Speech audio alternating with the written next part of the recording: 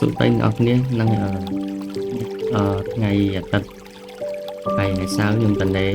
ថ្ងៃចុងសប្តាហ៍ខ្ញុំមកជួយច្រូតបងស្រីខ្ញុំនៅស្រុកនៅខេត្តមិនវីដេអូនៅពេញទេដោយសារប្រហែលថ្ងៃនេះតាំងពីមានសង្គ្រាមជាមួយថៃមកមួយសៀមអាចោសៀមហ្នឹងគឺមានការហាមឃាត់មិនអោយបោះដ្រូនប៉ុន្តែខ្ញុំចង់បញ្ជាក់ដល់បងប្អូនអ្នកទីថាវីដេអូដ្រូនដែលខ្ញុំថតនៅស្រុកនេះគឺយូរហើយតាំងពីមិនទាន់មានសង្គ្រាម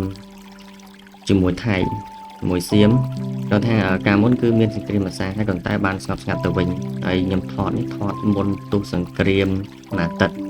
ហ្នឹងហើយនៅខេត្តទេមិនថតនៅស្រុកនោះទេមិននៅភ្នំពេញវិញមិនមែនវាលស្រែចឹងទេណាហើយខ្ញុំមានតែពាក្យថាអរគុណសម្រាប់ការទស្សនាតាមដានឬក៏ការចូលមើល channel ខ្ញុំបានប៉ុន្តែចង់ចែកនៅអ្វីដែលស្អាតនិងហើយជាសកម្មភាពរបស់ខ្ញុំ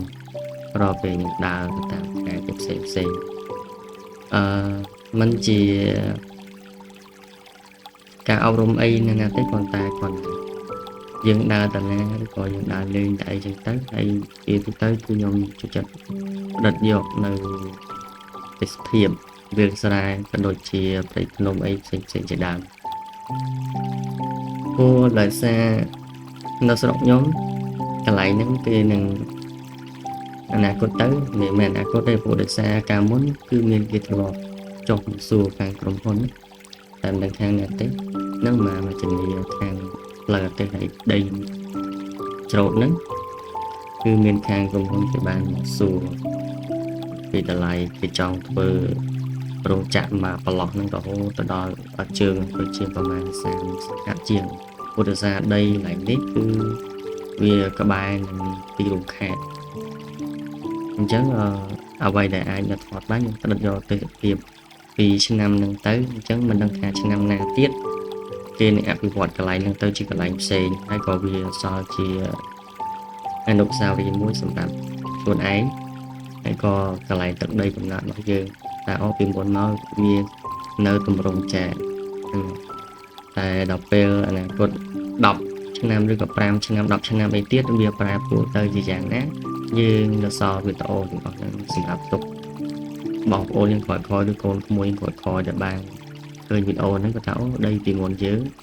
គឺវាទម្រង់បែបចាស់ហ្នឹងហើយបានក្រោយឆ្នាំនៃផ្សេងទៀតវានឹងអាប់ដេតទៅជាទម្រង់ផ្សេងហើយខ្ញុំជឿថាអ្នកដែលចូលចិត្ត review បែបទេសភាពស្រុកស្រែអីហ្នឹងផ្សេងហ្នឹងគឺច្បាស់ជាចូលចិត្តហើយ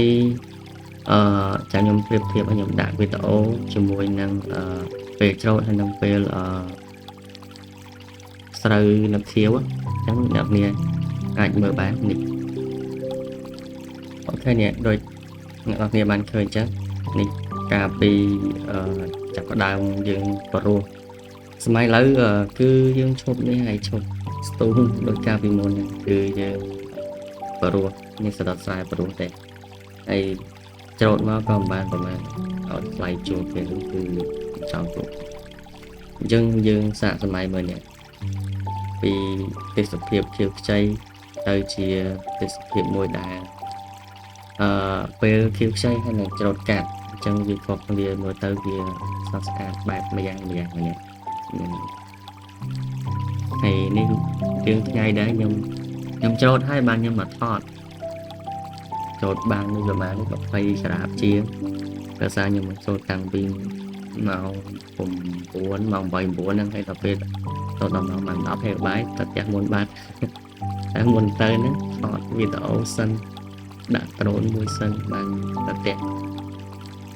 អញ្ចឹងមានតែប៉ុណ្ណឹងអរគុណជម្រាបលាហើយសល់ប្រហែល2នាទីចុងក្រោយខ្ញុំមើលដល់ចាប់ទៅអរគុណច្រើនបា